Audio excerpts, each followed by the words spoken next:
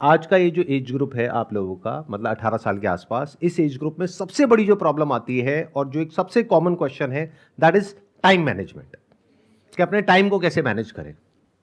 तो कोई आप में से बताना चाहेगा कि टाइम मैनेजमेंट में प्रॉब्लम क्यों आती है? पहले ये बताओ कितनों को ये प्रॉब्लम है टाइम मैनेजमेंट की। तो कोई एक्सप्लेन करना चाहेगा कि एग्जैक्टली क्या प्रॉब्लम आ रही है टाइम मैनेजमेंट की? हमारे पास क्लियर गोल्स नहीं होता है, हर दिन का क्लियर टारगेट नहीं होता कि हमें करना क्या है। तो सर उस वजह से हम क्लियर टाइम मैनेजमेंट नहीं कर पाते और इधर उधर की चीज़ों में डिस्ट्रैक्ट होकर रह जाते हैं। अगर मान लो आपके पास में क्लियर गोल भी है, क्लियर टारगेट भी है, और अगर आपने अपने पूरा शेड्यूल भी बना लिया है कि मेरे को अपने टाइम को इस तरीके से मैनेज करना है, इतने बजे उठना है, इतने बजे ये करना है, इतने बजे वो करना है, वॉटेवर, ऐसा आप सबने कभी ना कभी ट्राई जरूर किया होगा। या जो टाइम मैनेजमेंट के ऊपर कोर्सेज है उसमें भी यही सिखाते हैं कि अपने टाइम को इस तरीके से आप डिवाइड कर दीजिए, ये करिए वो करिए, इस तरीके से आप मैनेज करिए। क्या वो एक्चुअल में काम करता है? Sir it works to some extent. मतलब सर वो एक दिन काम करेगा, 2 दिन काम करेगा, उसके बाद हम वापस अपनी डेली लाइफ में आ जाते हैं, क्योंकि सर हम थोड़े से लेजी हैं। थोड़े से लेजी है, सर बहुत लेजी है। बहुत लेजी है, जिस वजह से वो नहीं हो पाता। और आप कह रहे हो थोड़ा सा काम करता है, इन अदर वर्ड्स वो काम नहीं करता है, क्योंकि अगर 1-2 दिन काम करता है तो उससे कुछ होने वाला नहीं है। अगर आपने अपने 1-2 दिन टाइम को मैनेज कर भी लिया तो उससे कोई लाइफ आपकी चेंज नहीं हो जाएगी। आपको सोल्यूशन ये चाहिए कि किस तरीके से परमानेंटली अपने टाइम को आप मैनेज कर पाए, राइट? Yes sir. हम सबके माइंड में क्या बैठा हुआ है, या फिर क्या हमको सिखाया गया है स्कूल में, कॉलेज में, घर पे, या फिर और भी जो लोग टाइम मैनेजमेंट के ऊपर क्लासेस कंडक्ट कर रहे हैं या सिखा रहे हैं, कोर्सेज दे रहे हैं, या जो बुक्स हैं उसमें भी क्या कहा गया है कि आप अपने शेड्यूल को मैनेज करिए।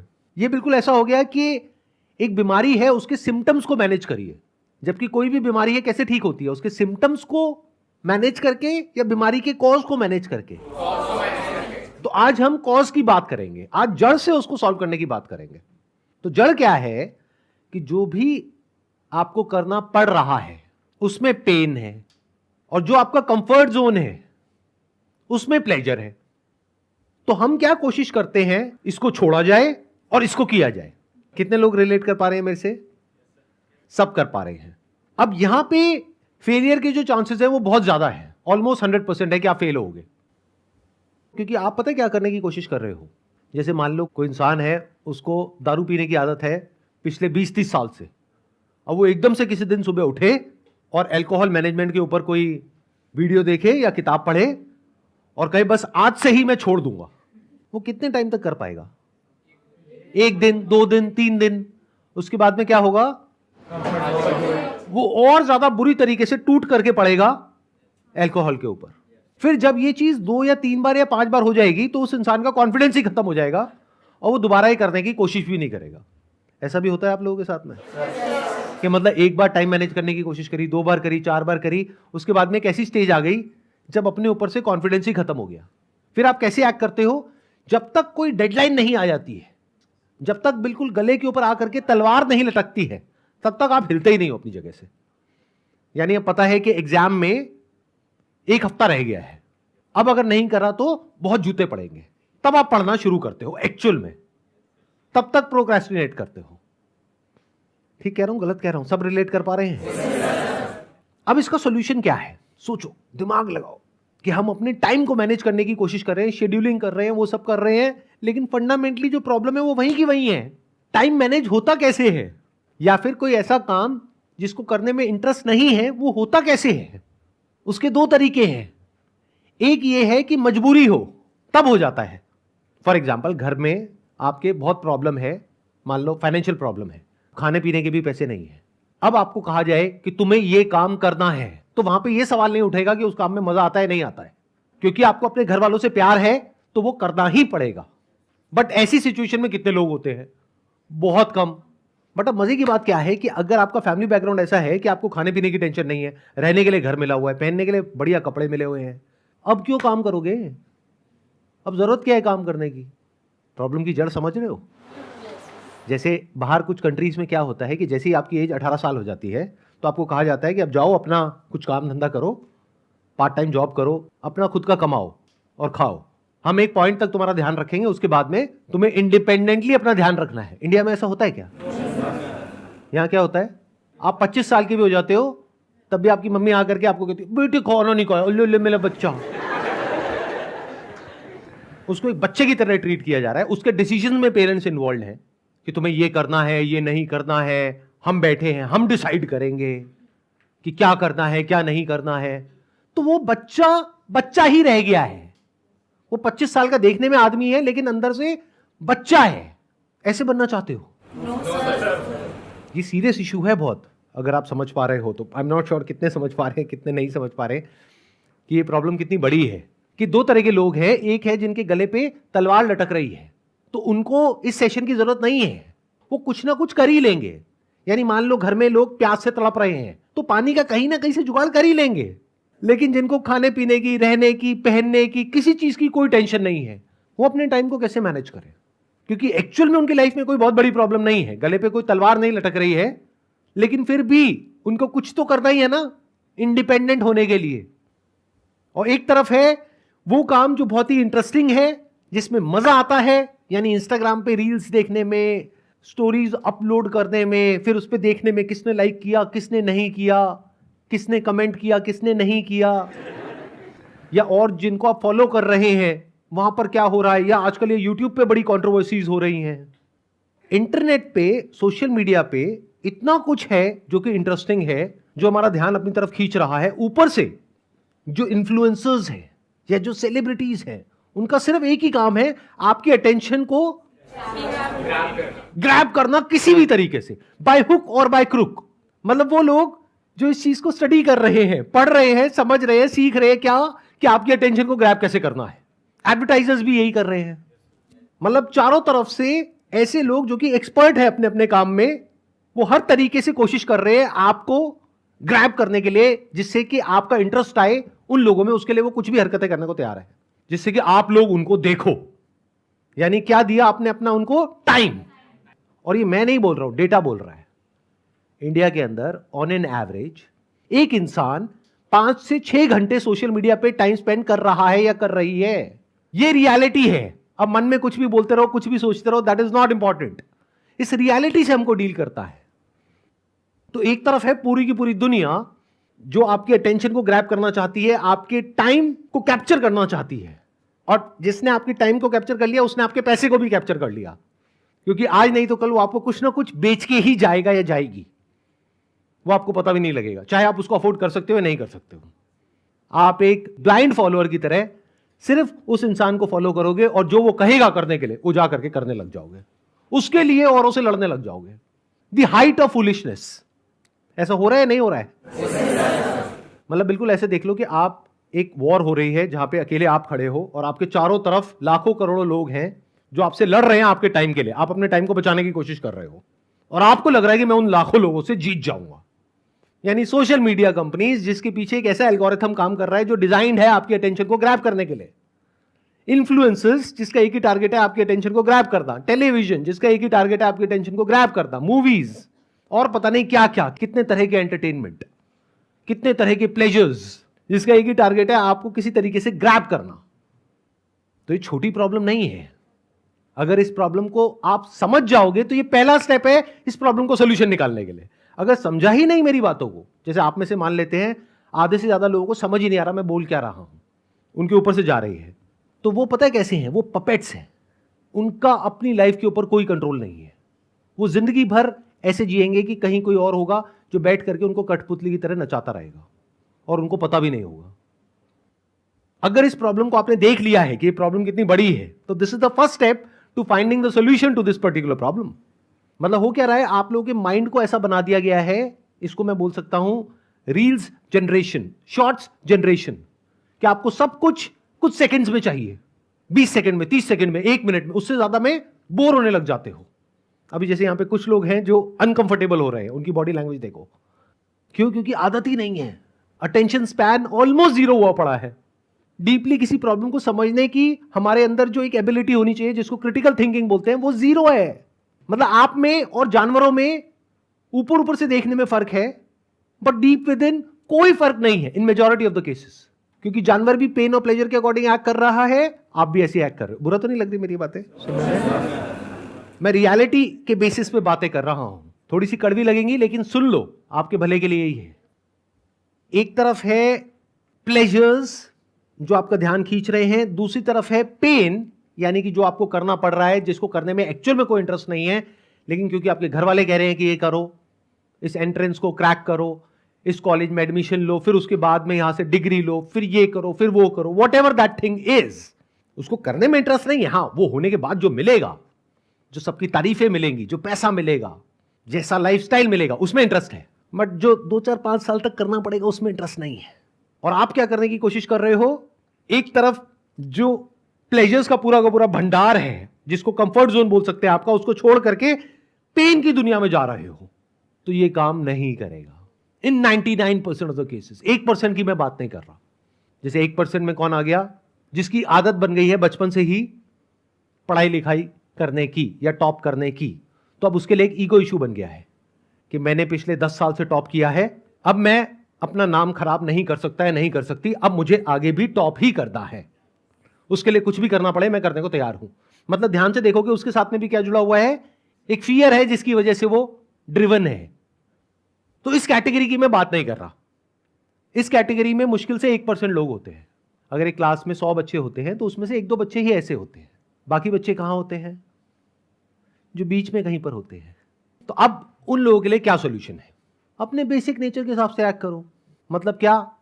जिसमें मजा आता है वो तो करने में कोई दिक्कत नहीं है ना। मजा किससे कनेक्ट होता है? इंटरेस्ट से। तो अभी आपका जो इंटरेस्ट है वो कुछ ऐसी चीजों में है जो कि प्रोडक्टिव नहीं है, जो आपको हेल्प नहीं कर रही है, आपकी ब्रेन को और शार्प नहीं कर रही है, आपको डल बना रही है। क्या हो अगर कुछ ऐसी चीजों में आपका इंटरेस्ट डेवलप हो जाए जिसका डायरेक्टली आपकी पढ़ाई से कोई कनेक्शन नहीं है, यानी वो पेनफुल दुनिया से कोई कनेक्शन नहीं है, लेकिन उस पेन को सहने में वो आपको हेल्प करेगा। यानी आपको ऐसा बना देगा कि आप बड़े से बड़े लाइफ के पेन को सह सको या बड़ी से बड़ी प्रॉब्लम को सॉल्व कर सको। ये वाला जो स्टेप है इसके बारे में बहुत कम लोग बात करते हैं। और अगर मेरे सेशंस को ध्यान से सुनोगे, ध्यान से समझोगे, मेरा सारा फोकस इसी पे होता है। देखो दुनिया में क्या बात करते हैं, आपके नंबर कम आ रहे हैं तो घर वाले, पेरेंट्स, ये वो, दुनिया क्या कहेगी? पढ़ते क्यों नहीं हो? पढ़ लो।